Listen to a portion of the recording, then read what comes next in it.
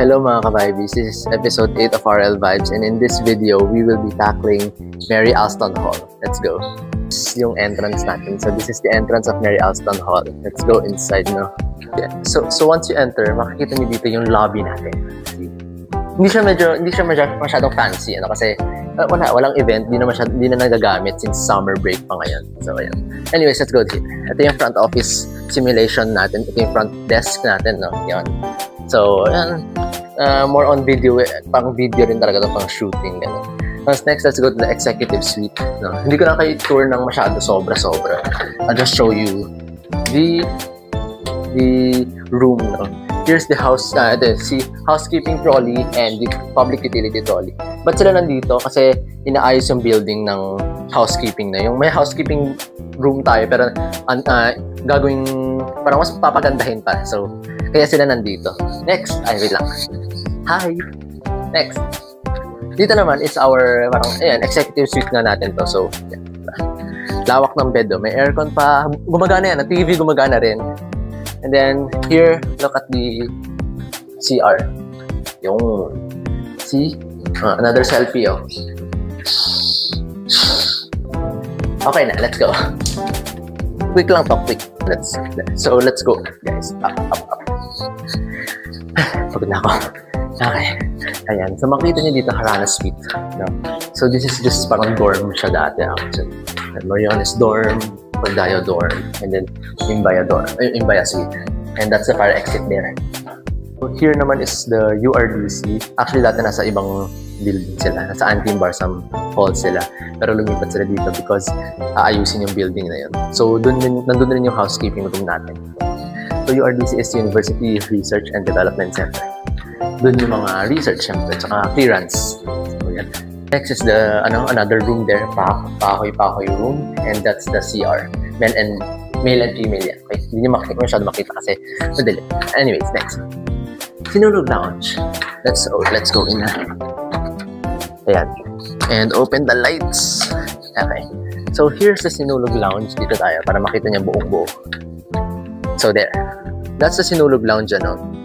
And dito usually ginaganap yung mga events and mga seminars and whatsoever, no. So, ayun, if HM kayo and may events management kayo, actually may events management class talaga kayo, dito na kayo mag-events, di ba? If may seminar kayo, lalo pag tourism or hospitality kayo, dito na din kayo. And share ko lang, guys, sa mga SLCN students, sa mga, actually other, kahit anong courses, dito sila nag-i-event, dito nagbo-book sila nagre-reserve sila ng Sinulog Lounge natin just to do their seminar and whatsoever. So, here is the view sa harap, no? Diba? And kung mapapansin nyo, we have a bar counter, no? What's the bar counter? So, dito yun, no? Makikita nyo mga iba't ibang glass natin. Diba? Meron tayong champagne saucer, meron tayong champagne flute, and champagne glass, mga ganun. Tapos may Poco Grande pa tayo dyan, diba? So, marami-rami siya. Mapagod ako. Pero, ayan. Here's a Sanduguan bar. Pakita kasi sa loob. See? Medyo madumi rin siya kasi syempre during MICE event lang natin nagagamit to. Kasi mga seminars wala naman silang kailangan na ganyan. Anyways, let's go next. So next is one of our kitchen lang, Panagbenga kitchen. This is the small kitchen, very very small. Wala siyang mga kung ano-ano, kung mga stove or what. This is mainly for for events purposes lang, no? So, minsan kasi may events na ready na yung pagkain. So, ilalagay dito para mabilis lang i-serve and whatsoever. Sorry again for the mess, Sorry for the mess. Kasi, syempre, again, di masyado nagagamit to. Hindi masyado nagagamit yung room na to because, well, you know, bihira lang kasi mag-events dito. Next, let's go down. Another staircase pala dito. May nakita niya is Panagbenga kitchen. Ito naman is Kalibungan kitchen. Nasa baba siya, okay? And let's open the lights. Kita niyo yung kadaming kung ano mga glass yan, di ba? Ano yan? Tawag dyan, wine glass at saka water goblet. Tapos may mga spoon and fork knife pa tayo dyan. Mga mixing bowl and whatsoever. Ayan, so ito yung Kalibungan kitchen. And next, let's go to Tawa-Tawa kitchen. So, di ba malawak yung kitchen natin. Pero mapapansin nyo dito, ayan, masyado makalat. No? May mga gamit pa dito. Again, this is because na gagawin yung Antim Barsam Hall. Lahat ng mga gamit doon, lahat ng mga facilities doon, mga gamit doon, kailangan ilagay sa ibang pwesto. And somehow, yung mga iba nandito sa kitchen natin. Since Trinity only has a couple of, at most 2 sections of HM and PM, kaya di masyado kailangan yung isa pang kitchen. So, biruin nyo, ang lawak ng kitchen natin, ang laki ng kitchen, ang daming kitchen. Pero, konti na yung students. It's so sad, di ba? Ayan, so next is another kitchen, which is Pagayaya Kitchen. So, in Pagayaya Kitchen naman, ayan, same lang, katulad dun sa Tawa-Tawa Kitchen. Ayan, di ba? Mas nagagamit siya, and kung mapapansin nyo, mga stock, di ba, naka-stock siya. Anyways, ayun. Sorry again for the kalat, ano. Pero yun, mga chopping board nandyan. And next is Par Stock Room. So, Par Stock Room, ito yung stock room na mga, kung ano naman gamit. Check nyo dyan.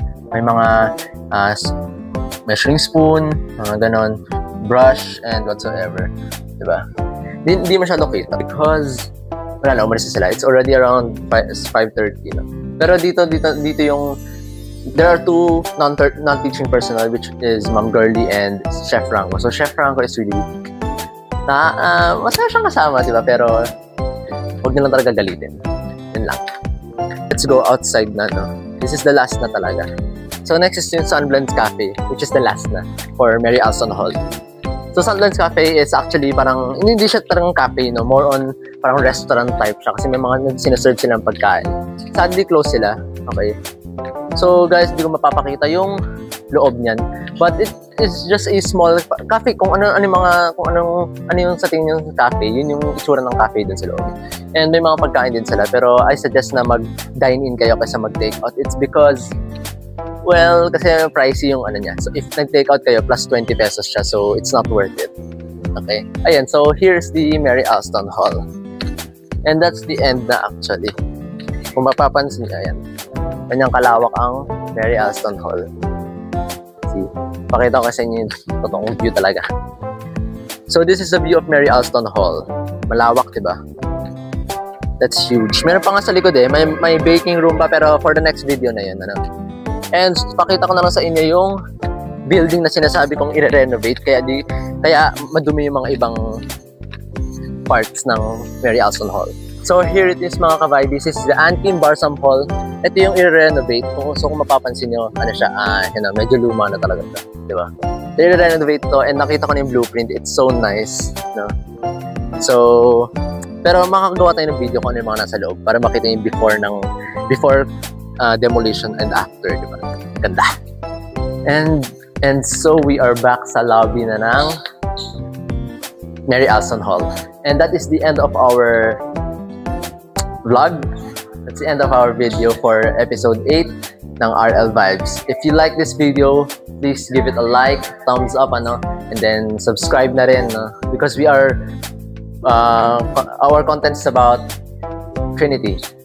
So our next episode, episode 9, it will be about the Ann Kim Barsom Hall building tour. No, so if you like, just subscribe na, don't waste your time. Ayan, okay? Hindi ko na alam na sinasabi ko. Basta ayan. Thank you for watching, everyone. Peace out. Bye, bees!